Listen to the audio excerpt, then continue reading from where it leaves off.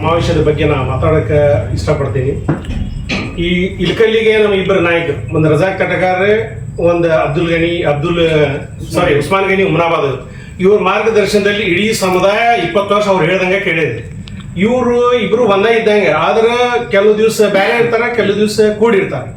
ಈ ವಾರ್ಡ್ ಎಲೆಕ್ಷನ್ದಾಗ, ನಗರಸಭೆ ಎಲೆಕ್ಷನ್ದಾಗ ಸುಮಾರು 10 ವಾರ್ಡ್ಗಳಲ್ಲಿ ಇಬ್ರು ಒಂದೊಂದು ಕ್ಯಾಂಡಿಡೇಟ್ ಹಾಕಿದ್ರು. ಅವ್ರು ಕಾಂಗ್ರೆಸ್ ಹಾಕಿದ್ರು, MIM ಹಾಕಿದ್ರು.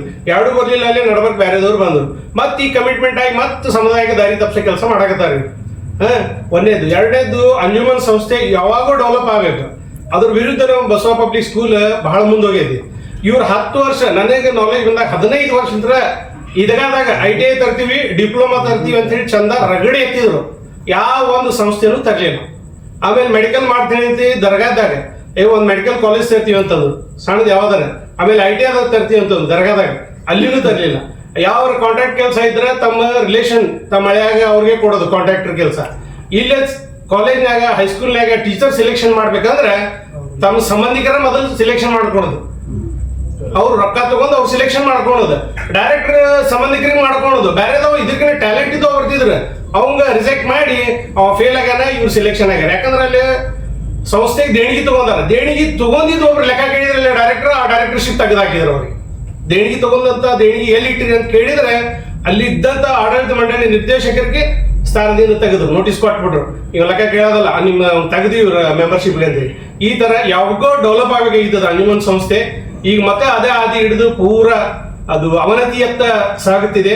ಹೀಗಾಗಿ ನಾವು ಒಂದು ಯುವ ಮುಖಂಡರು ಏನಿಲ್ಲ, ಇಲೆಕ್ಷನ್ ಪಾರದರ್ಶಕವಾದ ಇಲೆಕ್ಷನ್ ಆತಂದ್ರೆ ಸಂಸ್ಥೆ ಡೆವಲಪ್ ಆಗುತ್ತೆ ಅಂತ ಹೇಳಿ ನಮ್ ಲೆಕ್ಕ. ಐಡಿಯಲ್ ಸ್ಕೂಲ್ನಾಗ ಈಗ ಆಲ್ರೆಡಿ ಟೀಚರ್ ಒಂದು 10 ಟೀಚರ್ ಇಲ್ಲ, ಯಾವುದೇ ಒಂದು ವಿಚಾರ ಮಾಡಾಕತ್ತಿಲ್ಲ. ಅವ್ರು 10 ಟೀಚರ್ ಇಲ್ಲ, ಅಲ್ಲಿ ಎಲ್ಲರೂ ಬಿಟ್ಟು ಹೋಗೋ ಲೆಕ್ಕದಾಗ ಅದಾರು. 6,000-7,000 2,000 ಪಗಾರ ಕೊಡ್ತಾರ, ಅಲ್ಲಿ ಖರ್ಚು ಹಾಕಿದ್ ಬೇರೆ ಮಾಡ್ತಾರ. ಆ ಟೀಚರ್ಗೆ ನಾವು ಹೋಗಿ ಕೇಳಿದ್ರಿ ಏನ್ ಮಾಡ್ಬೇಕ್ರಿ, ಎಷ್ಟು ಪಗಾರ ಕೊಡ್ತಾರ ಅಷ್ಟೇ ಕಲಿಸ್ತೀವಿ ಅಂತ. ಸುಮಾರು 480 ಹುಡುಗರು ಅದಾವು. ಒಂದು ಹುಡುಗರಿಗೆ 12,000 ರೂಪಾಯಿ ಪಗಾರ ತಗೊಂಡ್ರು, ಒಂದು ವರ್ಷಕ್ಕೆ 48ರಿಂದ 50 ಲಕ್ಷ ರೂಪಾಯಿ ಕೊಡುತ್ತೆ. ಅವ್ರು ಪೇಮೆಂಟ್ ಮಾಡ್ತಾರ 15-16 ಲಕ್ಷ ರೂಪಾಯಿ. ಉಳಿದ ಮತ್ತೆ ಎಲ್ಲಿ ಹೋಗುತ್ತೆ ಅನ್ನೋದ ಯಾರಿಗೂ ಗೊತ್ತಿಲ್ಲ.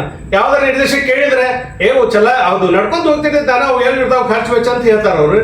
ಅದು ನಾವು ಏನನ್ನೋದು, ಶಿಕ್ಷಕರಿಗೆ, ಒಳ್ಳೆಯ ಶಿಕ್ಷಕರಿಗೆ ಸಂಭಾವ್ಯ ವೇತನ ಅವ್ರಿಗೆ ಹೆಚ್ಚು ಕೊಡ್ರಿ, 20,000-25,000 ರೂಪಾಯಿ ಪಗಾರ ಕೊಡ್ರಿ. ನಮ್ಮ ಹುಡ್ರಿ ಸಾಲಿ ಪಾಳೆ ಹಚ್ತೀವಿ, ಅವ್ರು ಹೇಳ್ತಾರೆ ಬುರ್ಕ ಹಾಕೊಂಡು ಬೇರೆ ಸಾಲಿ ಪಾಳೆ ಹಚ್ತಾರ ಅಂತ ಹೇಳಿ.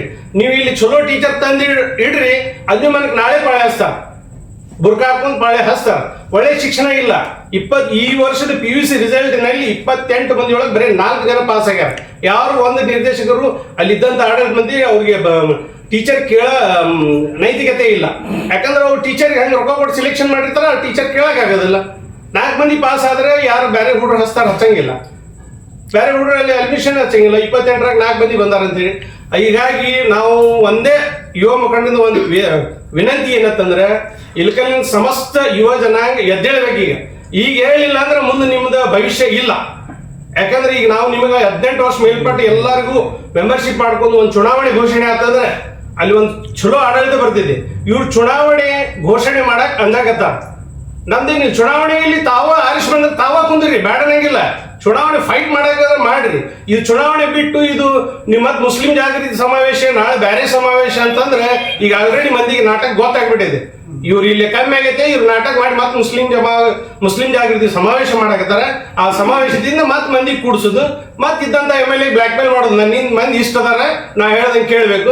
ಚುನಾವಣೆ ಬಂದಾಗ ಅವ್ರ ಹತ್ರ ಹೋಗುದು. ಚುನಾವಣೆ ಆದ್ಮೇಲೆ ನಾವು ಯಾವ್ದಾರ ಒಂದು ಕೆಲಸ ಇದೆ, ಇಲ್ರಿ MLA ಅವ್ರ ಕಡೆ ಇದೊಂದು ಕೆಲಸ ಮಾಡಿ, ನನಗೆ ಅವ್ರು ಜಗಳ ಆಗ್ಬಿಟ್ಟಿದೆ, ನಿಮ್ ಕೆಲಸ ಆಗೋದಿಲ್ಲ. ಈಗ ಅವ್ರು 20 ವರ್ಷದಾಗ ಯಾರಿಗಾರ ಒಬ್ಬರಿಗೆ ಸರ್ಕಾರಿ ನೌಕರಿ ಕೊಡಿಸಿದ ರೆಕಾರ್ಡ್ ಇದ್ರೆ ತೋರಿಸಿ. ಯಾಕಂದ್ರೆ ಸ್ಲಮ್ ಬೋರ್ಡ್ ಆಗಿದ್ದಾಗೂ ಕೊಡಿಸಿಲ್ಲ, ಇಲ್ಲಿದ್ದಾಗೂ ಕೊಡಿಸಿಲ್ಲ. ಸ್ಲಮ್ ಬೋರ್ಡ್ ಇದ್ದಾಗ ಒಂದು ಸಮಸ್ಯೆ ಆಗಿದೆ. ಏನಾಗಿದೆ ಅಂದ್ರೆ 5,000 ರೂಪಾಯಿ ಕೊಟ್ರೆ ಮನಿ ಅಂತಂದಾರ. ಕೆಲವರು ತಾಳಿ ಮಾರಿ ರೊಕ್ಕ ತುಂಬ್ಯಾರ ಬೋರ್ಡಿಗೆ. ಅವ್ರಿಗೆ 5,000 ರೂಪಾಯಿಗೆ ಇನ್ನೂ ತನ್ನ ಮನಿ ಅಲ್ಲ ಕೊಟ್ಟಿದ್ದ 5,000 ರೂಪಾಯಿ ಹೊಳೆ ಬಂದಿಲ್ಲ ಅವ್ರಿಗೆ. ಆ ಬೋರ್ಡ್ನಾಗೆ ಹೊಡೆದಿದ್ದ ಆ ರೊಕ್ಕ. ಅವ್ರಿಗೆ ಕೊಡ್ಬೇಕಾಗಿತ್ತು ಜಾಗ. 5,000 ತುಂಬಿದ್ರೆ ಕೊಟ್ಟು ನಿಮ್ಗೂ ಇರ್ಬೇಕು. ನನ್ನ ನಾಲೆಜಿಗೆ 5,000 ರೂಪಾಯಿ ಕೊಟ್ರೆ ರೊಕ್ಕ ಒಂದು ಪ್ಲಾಟ್ ಕೊಡ್ತೀವಿ ಸ್ಲಮ್ ಬೋರ್ಡ್ ಇರ್ತಾರ ಅಂತ ಹೇಳಿ ಇತ್ತು. ಕೆಲವರು ತಾಳಿ ಮಾರಿ ಕೊಟ್ಟ ರೊಕ್ಕ ಅವ್ರಿಗೆ ಅವ್ರ ಅಕೌಂಟಿಗೆ ತುಂಬ್ಯಾರ, ಅವ್ರಿಗೆ ಕೊಟ್ಟೇ ಇಲ್ಲ. ಮತ್ತದು ಹಿಂಗಾಗಿ ಬಡವರ ಶಾಪ ತಟ್ಲಾರ್ದು ಇರಂಗಿಲ್ಲ. ಆಮೇಲೆ ಇದು ದರ್ಗಾದಂತೂ ಮುತ್ತೇನ್ ಶಾಪ ತಟ್ಲಾರ್ದು ಇರಂಗಿಲ್ಲ. ಇದು ನಮ್ಗೆ ಏನಂತಂದ್ರೆ ಈಗ ನಮ್ಮ ಪಾರದರ್ಶಕವಾದ ಒಂದು ಆಡಳಿತ ಇಲ್ಲಿನೂ ಬೇಕು, ದರ್ಗಾಕ್ಕೂ ಬೇಕು.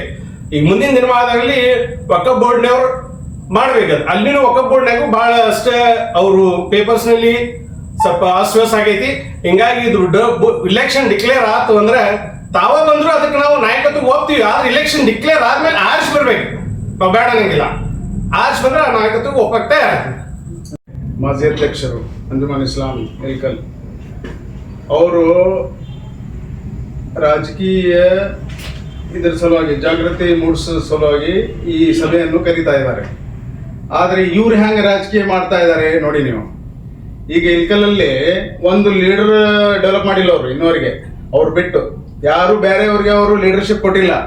ಈ ಕೆಲವು ಯುವಕರು ಮುಂದೆ ಬಂದು ಈ ನಮ್ಮ ಸಮುದಾಯದ ಅಂಜುಮನ್ ಸಂಸ್ಥೆ ಏನಿದೆ ಅದರದ್ದು ಎಲೆಕ್ಷನ್ ಚುನಾವಣೆ ಪಾರದರ್ಶಕ ಮತ್ತು ಶುದ್ಧತೆಯಿಂದ ಆಗಲಿ ಅಂತ ಧ್ವನಿ ಎತ್ತಿದ್ರೆ ಅವ್ರ ಅಗೇನ್ಸ್ಟ್ ಅವ್ರು ಹೋಗ್ತಾರೆ. ಅಂದ್ರೆ ಎಲ್ಲಿ ಅವರು ಚಾನ್ಸ್ ಕೊಡ್ತಾರೆ ನಮ್ಮ ಹುಡುಗರಿಗೆ, ನಮ್ಮ ಯುವಕರಿಗೆ ಅವ್ರು ಚಾನ್ಸ್ ಕೊಡಲ್ಲ ಲೀಡರ್ ಆಗಕ್ಕೆ. ಮತ್ತೆ ಇದು ಲೀಡರ್ಶಿಪ್ ಜಾಗೃತಿ ಏನ್ ಮಾಡ್ತಾರೆ ಇವರು? ಲೀಡರ್ಶಿಪ್ ಪೊಲಿಟಿಕಲ್ ಎಂಪವರ್ಮೆಂಟ್ ಅಂತ ಹೇಳಿ ಹೇಳ್ತಾರೆ. ಎಲ್ಲಿ ಇದೆ? ಇಲ್ಲೇ ಅವರು ಮಾಡ್ತಾ ಇಲ್ಲ. ಅದರಲ್ಲಿ ಅವರು ಏನ್ ಇಲೆಕ್ಷನ್ ಆಗುತ್ತೆ, ಅಂಜುಮನ್ ಇಲೆಕ್ಷನ್ ನೋಡಿದೀವಿ ನಾವು, ಎಲ್ಲರೂ ನೋಡಿದ್ದಾರೆ. ಅದು ಇಲೆಕ್ಷನ್ ಹೇಗಾಗತ್ತೆ? ಅದು ಕೈ ಎತ್ತಿ ಆಗತ್ತೆ.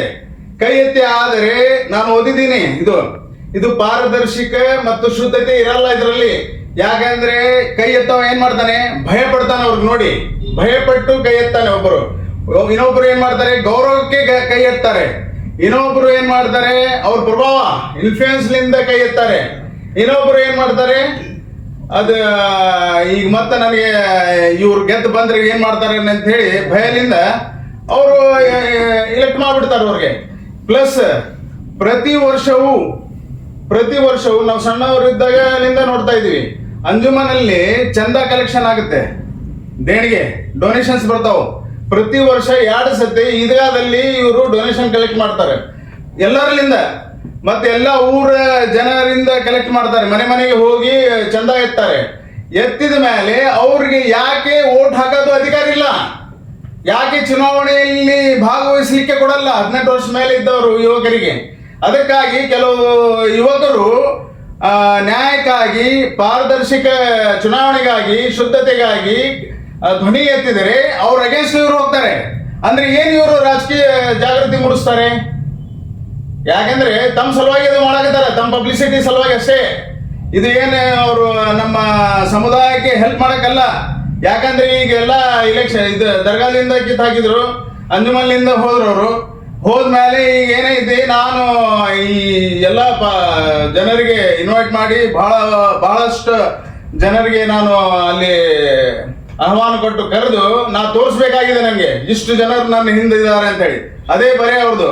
ಏನು ಜಾಗೃತಿ ಮೂಡಿಸೋದಿಲ್ಲ, ಲೀಡರ್ಶಿಪ್ ಡೆವಲಪ್ಮೆಂಟ್ ಮಾಡಲ್ಲ. ಯಾಕಂದ್ರೆ ಯಾರು ಲೀಡರ್ ಆಗಕ್ಕೆ ಮುಂದೆ ಬರ್ತಾರೋ ಅವ್ರ ಹಿಂದೆ ಇದು ಜಗ್ತಾರ ಅವರು. ಇಂಥವ್ರಿಗೆ ಮೊದಲು ನಾವು ಏನ್ ಕ್ವಶನ್ ಮಾಡ್ತೀವಿ ಅಂದ್ರೆ, ಫಸ್ಟ್ ನೀವು ನಮ್ಮ ಸಮುದಾಯದ ಏನ್ ಅಂಜುಮನ್ ಇಸ್ಲಾಂ ಇದೆ ಅದರಲ್ಲಿ ಪಾರದರ್ಶಕ ಮತ್ತು ಶುದ್ಧತೆಯಿಂದ ಚುನಾವಣೆ ಮಾಡಿ. ಮೊದಲು ನೀವು 18 ವರ್ಷದ ಮೇಲ್ಪಟ್ಟಿರೋರಿಗೆ ಎಲ್ಲರಿಗೆ ಚಾನ್ಸ್ ಕೊಡಿ ವೋಟ್ ಹಾಕೋದು. ಅವಾಗ ನೀವು ಗೆದ್ದು ಬಂದ್ರೆ ಅವಾಗ ನಿಮ್ಮ ಮಾತು ಕೇಳ್ತೀವಿ ನಾವು, ನಿಮ್ಗೆ ಲೀಡರ್ ಅಂತ ಹೇಳಿ ಕೇಳ್ತೀವಿ ನಾವು. ನೀವು ಒಂದು ಇಲೆಕ್ಷನ್ ಇನ್ನೂವರೆಗೆ ನೀವು ಒಂದು ಇಲೆಕ್ಷನ್ ಜನರಲ್ ಇಲೆಕ್ಷನ್ ನೀವು ಗೆದ್ದಿಲ್ಲ. ಇನ್ನೂವರೆಗೆ ಬ್ಯಾಲೆಟ್ ಪೇಪರ್ಲಿಂದ ಇಲೆಕ್ಷನ್ ಆಗಿದ್ದು ನೀವು ಒಂದು ಎಲೆಕ್ಷನ್ ಗೆದ್ದಿಲ್ಲ. ಓಟದ ಏನೈತ್ರಿ? ಓಟ್ ಕೈ ಎತ್ತಾಗ ಏನದು?